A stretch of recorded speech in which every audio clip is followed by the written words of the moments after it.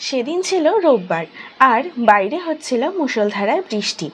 ঘুরতে যাওয়ার plan cancel হওয়াতে মনটা ছিল বেজায় খারাপ। ওইদিকে বৃষ্টির কারণে অনলাইন অ্যাপগুলোতেও ডেলিভারি রেট ছিল হাই। তাই অগত্যা রুদ্র কাছের একটা ফাস্টফুড সেন্টার থেকে কিনে আনলো কিছু মজাদার খাবার।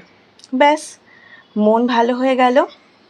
রুদ্র খেলো চাউমিন আর আমার জন্য স্পেশালি ছিল মোগলাই। বেশ অনেক বছর পর মোগলাই খেলাম আর মুখের সেই স্বাদ ফিরে এলো, আর তার সঙ্গে ফিরে এলো ছোটোবেলার একরাশ স্মৃতি।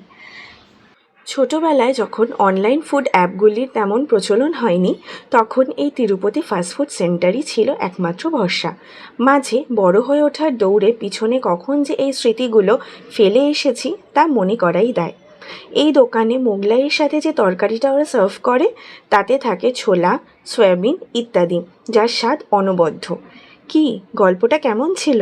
মনে পড়লো কিছু স্মৃতি? তাহলে দেরি না করে কমেন্ট বক্সে লিখে ফেলো তোমার সেই গল্প। আজকের জন্য এইটুকুই, দেখা হচ্ছে পরের ভিডিওতে। টাটা।